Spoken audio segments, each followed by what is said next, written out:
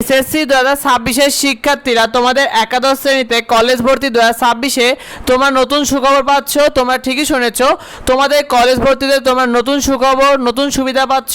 তোমাদেরকে A to Z জানিয়ে দেব। দেখো, তোমাদের কলেজ ভর্তি 2026 তোমরা যে নতুন সুবিধাটা পাচ্ছ, তোমরাও এবছর কলেজ ভর্তিতে মাইগ্রেশনের যে সুযোগটা এটা নেওয়ার সিদ্ধান্ত নেওয়া হচ্ছে। অর্থাৎ তোমরা প্রথমে শুনতে পাচ্ছিলে যে মাইগ্রেশন দেওয়া হবে না, আমরাও তোমাদেরকে জানিয়েছিলাম যে মাইগ্রেশনের বিষয়টা রাখা হচ্ছে না। তবে এবছর তোমাদের মাইগ্রেশনের সিদ্ধান্ত নেওয়া হচ্ছে, তবে একটু ভিন্ন উপায়ে তোমাদের মাইগ্রেশনটা রাখা হবে শিক্ষার্থী। তো তোমাদের এক্ষেত্রে কীরকম হবে তার আগে তোমরা শুনে নাও, 5টা কলেজ, তোমরা সর্বনিম্ন 5টা থেকে 10টা কলেজ কিন্তু চয়েস দিতে পারবে। তোমাদের মাইগ্রেশন বলতে বোঝায় তোমার যে কলেজ পরিবর্তন, তো মাইগ্রেশনটা রাখা হবে একটু ভিন্ন উপায়ে। অর্থাৎ তুমি তোমার কলেজটাকে যে পরিবর্তন করবে এটাকে মূলত বলা হয় মাইগ্রেশন। আর এটা এবার একটু ভিন্ন উপায় হবে।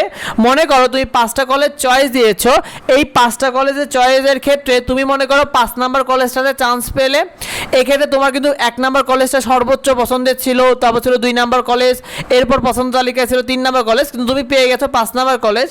এক্ষেত্রে তুমি উপরে যে কলেজগুলো রয়েছে 1 থেকে 4 পর্যন্ত, এই কলেজগুলোতে চান্স পাওয়ার সুযোগ পাবে। অর্থাৎ তুমি মনে করো 5 নাম্বার কলেজের সুযোগ পেলেও তোমার কিন্তু উপরের দিকে যে প্রথম পছন্দের কলেজগুলো রয়েছে এই কলেজগুলোর চান্স পাওয়ার সুযোগ থাকবে।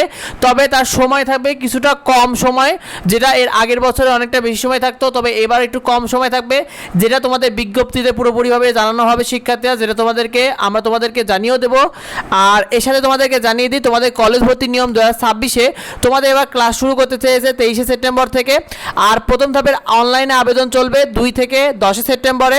প্রথম ধাপে তোমরা কারা আবেদন করতে পারবে এই বিষয়টা তোমরা অনেকে ঠিকমতো বুঝতে পারছো না, শুনে নাও। তোমরা যারা পাস করেছো, তোমরা এসএসসি পরীক্ষা যারা পাস করেছো সবাই প্রথম ধাপে কলেজ ভর্তি আবেদনের সুযোগ পাবে। আবার যারা পাস করে বোর্ড চ্যালেঞ্জের আবেদন করেছো তোমরাও প্রথম ধাপে আবেদন করার সুযোগ পাবে শিক্ষার্থীরা।